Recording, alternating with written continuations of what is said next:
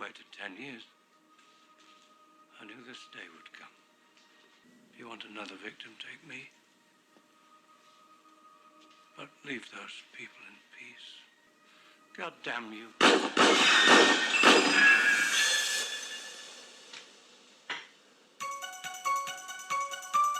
Good evening, you ignorant pigs. Put down your crack pipes and your beer bongs. It's time for Holy Divers Night at the Movies. This night's offering from Beyond the Pit is Halloween 4, the return of Michael Myers, starring Donald Pleasence reprising his role as Dr. Loomis, Danielle Harris as Jamie Lloyd, and Ellie Cornell as Rachel, our heroine.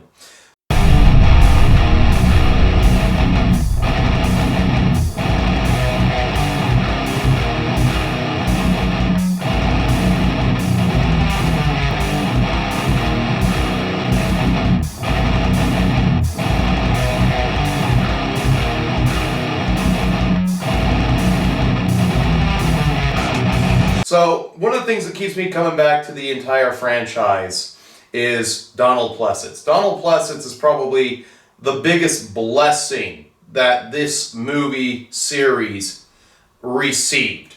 Originally, John Carpenter wanted Christopher Lee, couldn't get him. Vincent Price would have been a good one, or Peter Cushing.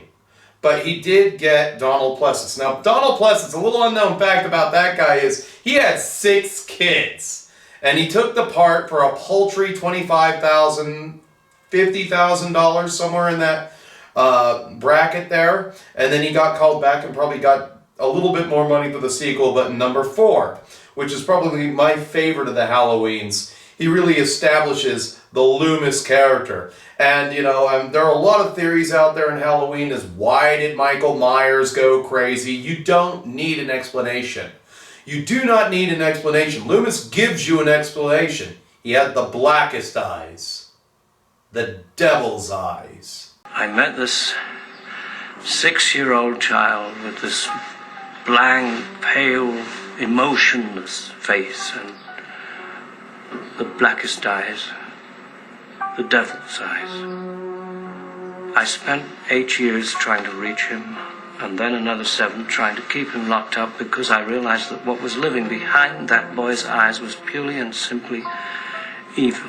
That explanation works. Michael Myers is just pure evil. You don't need to explain it any further than that. Why does he wear a Halloween mask? Who knows? Does it matter? This is the era of slasher movies. The original Halloween had the original title that they were going to go with was The Babysitter's Murders. The Babysitting Murders. And they had this guy, he was going to go and he was going to kill the babysitters. A lot like Slumber Party Massacre. You're going to kill a bunch of sexy teenagers, preferably the boomer women, before they all got fat and threw their lives away by having their 2.3 kids in their McMansions. So, one of the new characters that was established in this movie was the role of Rachel by Ellie Cornell. Now, I actually like her in this movie. A lot of people didn't like her, but I actually like her character and the journey that her and Rachel and Jamie go on through this film. And this movie takes place 10 years after. Loomis has basically lost everything. He somehow survived the explosion in Halloween 2, so did Michael Myers, though Michael Myers was said to be an invalid. Now, the reason why they just don't kill Michael Myers is, if you're unfit to stand trial, they never kill you. I have proof for that. Ed Gein, the serial killer, never stood trial. He was declared unfit to stand trial. So all you can do with these people is lock them up and throw away the key and wait for the gorilla to die of old age. That is the law for the criminally insane for the most part. So, that aside, it takes place 10 years after, and now you had a movie called Halloween 3 Season of the Witch, because what John Carpenter originally intended is that the movies would be a different story called Halloween that all take place on Halloween. So you get a different writer, different script, different director, new story, all taking place on Halloween. And that was what was originally intended. And then you have to look at the 80s as a whole. You go from 1978 all the way up to 1988. You had Jason, you had Pinhead, you had Leatherface, you also had Krueger running around, you also had The Hills Have Eyes. A lot of slasher movies in the 80s, and they take in this movie, Halloween 4, which is really like a new beginning because we're going to scrub Halloween 3. Halloween 3 was probably the worst movie ever made, but it did have some pretty good notes that people never talk about. It's about child murder. The underlying terrifying aspect of that entire movie is that it's about child murder. And that was Halloween 3, but it had something to do with magical powers and Stonehenge. You don't need to explain why Michael Myers is. You don't need to explain it. It tried to with like witchcraft and stuff like that, but explaining it kind of takes power away. All you need is the explanation is that he is evil, and then you have Donald Pleasence as Loomis confirming and reconveying that fact. He had the blackest eyes, the devil's eyes. And it all goes back to that line in the first movie. I spent 8 years trying to reach him, 7 years trying to make sure they kept him locked up.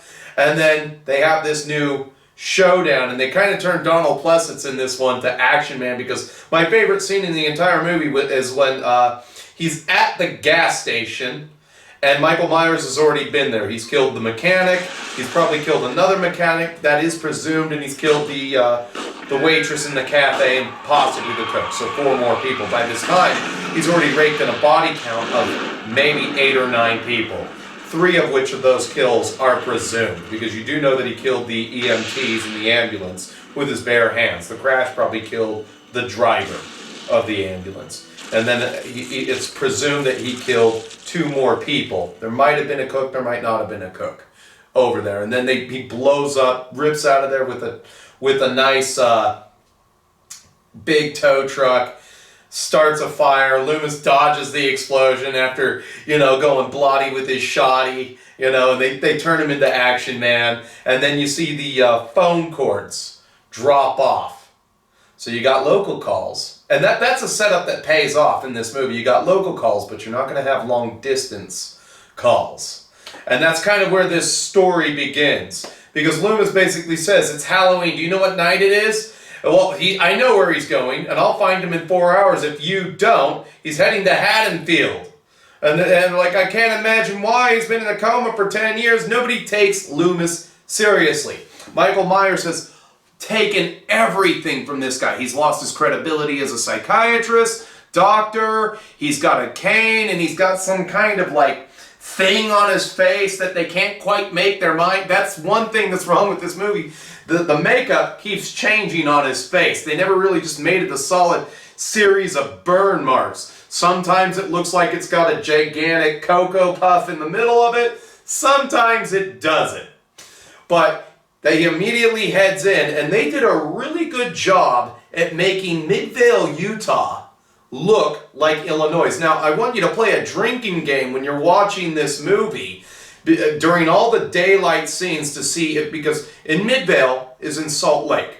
And if you know anything about Salt Lake, is that it is surrounded 100% by mountains. And they must have had one of the most brilliant directors of photographies, because sometimes you do see the mountains in reflections of mirrors, and I think in this movie you might see the mountain 7 times. Gigantic mountains that you can't avoid in shots, or they blur them out with gasoline, and that is a really good drinking game. Every time you see a mountain that they couldn't get rid of quite that good with Vaseline or director of photography magic, take a beer and drink it every time you see one. Same with Halloween 5, The Revenge of Michael Myers. That would also be filmed in Midvale, Utah, made up to look like Chicago, Illinois, and they would purposely film in the spring, because that's about the only time where it's give and take, because Chicago looks nothing like Utah. Chicago's a dump, Utah isn't. That is all you need to know. I've been to both places. One is beautiful, the other one is a complete dump of a town. Like, Chicago is just one endless dump, you know. So they take it there, and that's a pretty good fact about this movie, and they have a main street that they filmed on and everything. So we finally come to the full setup in this movie. Rachel is going to be alone with Jamie at night. She picks her up from school, and then they make the decision, ice cream or get a costume from Discount Mart. Her friend says, let's go to Discount Mart. You can go see Brady, your boyfriend, and you can go, you know, tell him it's going to be offered tonight or do whatever. So she goes and she talks to Brady. They're at the Discount Mart. Little Jamie is looking at costumes and everything. And you see the Michael Myers mask in the costume shop. So that, you know, because at each point in the movie, Jason needs to either get his mask, or Michael needs to get his mask, or Leatherface has to change his face that he's going to wear for the day. Those masks are iconic, and they need to be brought to the character in one way or another. So the fact that it's at the shop already, maybe a little bit of a bad taste considering what happened 10 years ago, Halloween night. You know, but you dress up like Michael Myers or the Boogeyman. I mean, it would be like putting on a mask of, let's say, Ted Bundy, and then putting on a nice sweater vest and be like, hello, my name's Ted. I'm charming and everything that Holy Diver isn't. So, that aside, they have this, she has this conversation, and this is where you see Kelly, played by Kathleen Kinmont. Now let's talk about Kathleen Kinmont for a minute. Some women are just born perfect. End of story. You know how all these SJWs are out there going, everybody's equal, bullshit. Not everybody is equal. Some are born better looking than others. And that is definitely Kathleen Kinmont when it comes to a lot of women. Now, she married a guy by the name of Lorenzo Lamas, and she starred alongside him in The Renegade. Now, let's look at Lorenzo Lamas. That is what you call a 10. Let's look at Kathleen Kinmont. That is what you also call a 10. Those are 10s. 10s usually get with 10s unless the female gets with a guy who has a lot of money. Alright? And usually they give birth to kids that are either 7s, or sometimes, like in the case of Elvira, her children were like dogs. And they ended up looking more like their dad instead of their mom. You know, so... yeah, that whole thing of winning the genetic lottery, yes, that is true. And the problem with that Lorenzo had in the 90s is that he thought he would swagger with every single woman that he could, thus completely bankrupting the guy. Instead of being worth $30 million, he's worth $5 million because he had 5 divorces. 5 divorces for his swagger. That's what his good looks cost him. And you think he would learn after number 3, but boomers never learn their lesson. That is all you need to know. Boomers never learn their lessons when it comes to divorce. They'll take it right on the face and be like, thank you, sir. May I have another? So, and that's where you establish that she is also the sheriff's daughter, and they were taking bets on who was going to go hit on her. And this guy, he's like, okay, throws out his money. He won his $10, double or nothing. And the other guy put in 10, so that's $30 right there on the table that he's sitting there, and he goes and he hits on her, and she's like, bleep off, Wade. Good little touch there.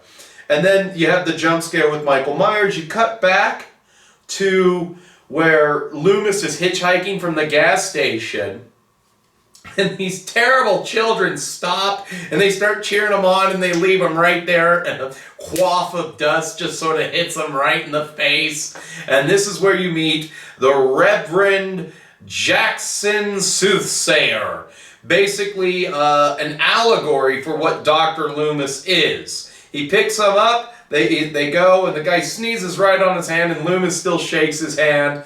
And then this is probably the only time where Loomis has a conversation with himself. And you hear this really great line given by Carmen Philippe, who's playing this Reverend Jackson. You can't kill damnation. Loomis agrees with them, and he's like, you want a drink? Gives him some Jack Daniels. He thunders a little bit of it down. He starts singing, yes, we'll gather at the river. The beautiful river. And you see Loomis smile I think, smile for the first time in all three of the movies that they had Donald Pleasence in, which is a very fitting smile, because he's out there, he's hunting it, and he's on a quest. He's hunting damnation. That gives you an idea of what Michael Myers is. See, again, these movies are very simple. Michael Myers is death, damnation, or the devil. He can be all three. You don't need to over-explain it. So the stage is set where they're no longer going to be filming the day. The girl, Jamie, goes trick-or-treating, and during the trick-or-treating, guess where her boyfriend ends up? Which was implied, well, if I can't get it from you tonight, I'm going to go over to Kathleen Kinmott's house and get some from Kelly. And do you blame him? Hell no. If I could live in the time when girls were hot like they were in the 90s, where they were all basically on diets. You know, these things that people did to not put on weight and look like Tess Holiday at Disneyland. They went on these things called diets. They were all thin. They all wanted to attract women all wanted to attract these things called men. That is what you did back then. Yes, I would have dumped any girl I was with for one night with Kathleen Kinmont. Mark my words on that. Because you only ever get 1 or 2 chances to bag a 10. I'm still hoping that my chance comes up. I've had some 8s, but I'm still waiting to bag my 10. Just so I can be like, look, I got that Big Daddy swagger. I scored a 10 because I'm going to take pictures.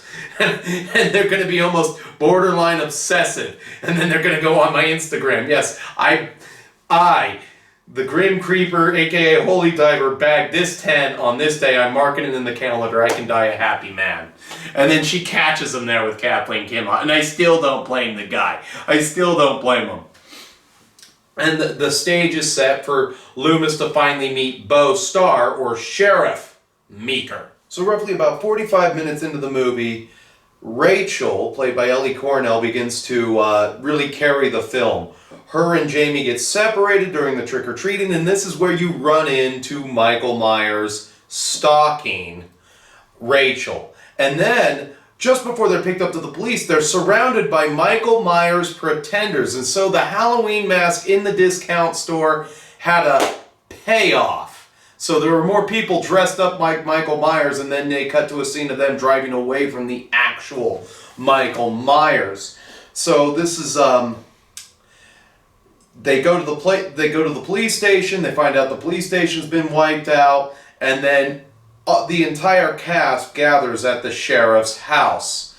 And this is where you run into that nice scene that if you watch it on Amazon, it was edited, and you have to find the original version on DVD for Halloween 5 if you want to see Kathleen Kinmont take her shirt off, because they edited it out. And I am not for censorship in any way. If you chose to do full frontal nudity in a movie or get on the casting couch with Weinstein, you are stuck with that. There's no such thing as Me Too. You chose to give us what we want in that moment in time. How dare you revoke it?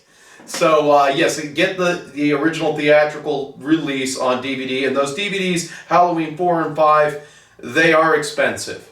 And I believe it's because some of these movies from the 80s have been tampered with by streaming services. So when it comes to collecting horror, I always recommend that you have the physical copy, the physical real copies. I have the physical DVD of Halloween 1. I have From Crystal Lake to Manhattan. I have the entire Nightmare box set. And I always suggest that you collect your physical media when it comes to horror. I have Aliens on DVD for a reason. Just much like I still have the original theatrical release on VHS for Empire Strikes Back. Because they go through and they make changes as time goes on. Oh, well, that was racist. Better remove it from the movie. So you gather all the players into a house. You know that Michael Myers is there. And there's only one kill that I'm going to allude to that didn't make sense. And that's how he got Kelly. He shoves a shotgun right through her chest and sticks her to the wall with it. Again, you've got, which would denote and tell me, the viewer, that Michael Myers has superhuman strength. Because I don't know how you get a blunt object like a shotgun through somebody's chest and then stick them to the wall with it. And you've also got a hillbilly brigade that was set loose by Loomis because because the sheriff, tries to get everybody to go in their homes, but Loomis tells them, you don't even have a police force anymore. So the whole movie kind of culminates to a showdown in that house where both, conveniently enough, the sheriff and Loomis they leave everything on Rachel and Brady, and of course the deputy's already dead, and they get away from the house, they get away from Myers, they're picked up by the hillbillies, and then they have to drive off out of town and everything. They meet the state troopers, and state troopers come back, and this is kind of where the movie ends.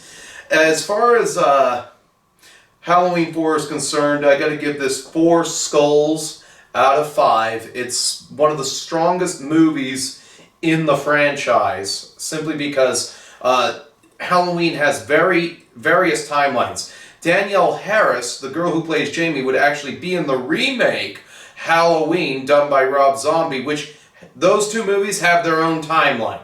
They have their own timeline. They're set in kind of an alternate 90s, because by then you do have cell phones, but they're not really a huge thing. And you would have various reboots. You would also, around that time frame, have the same reboot of Friday the 13th, starring Jared Padalecki as the hero, which really doesn't work. And we could review that one later, but you would have a lot of reboots at this time frame. But I do think that there's a special place for the Rob Zombie ones, but I just don't consider them canon. Only the movies where you have Donald Pleasence carrying the movie on his shoulders, and they're telling the story around Donald and Myers. Because if you go to the old Hammer movies with Dracula, starring Christopher Lee and Peter Cushing, or the old Hammer movies with Peter Cushing as a vampire hunter, you have yin and yang. There's a speck of darkness in the light that is Samuel Loomis. He lives for nothing but to see the end of Michael Myers. Whereas you got the opposite side. There's no speck of light. There's only darkness, which is evil incarnate, terror incarnate, damnation incarnate, which is represented by Michael Myers. And you don't need anything more than that. So Halloween's 1 and 2. You scrub 3 from canon, and then you go right to 4. You go to 5. And then you go to 6 until you get to H2O. And I haven't seen H2O enough to know if Pleasence is even canon inside of H2O, because I know there's like 4 different Halloween timelines.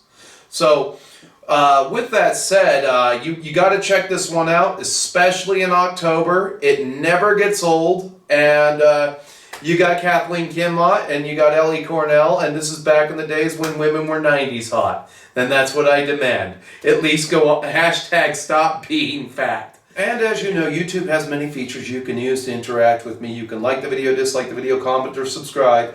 I hope you become a patron, and then you too can put in your own movie request at any given time to get a review on the channel. But we're going to get one more horror movie out for the month of October. I've already got it selected, so you guys will really have to comment hard and like hard if you want me to do something else. If you want me to do something else for the month of October, I've got battle reports backlogged. I've got a lot of shit to do. I've got orcs to paint. But until I see you again, stay metal, my friends. And don't forget to check out Halloween 4. When on. I friggin' sold out. It's better to burn out than to fade away. Whoa, whoa, whoa.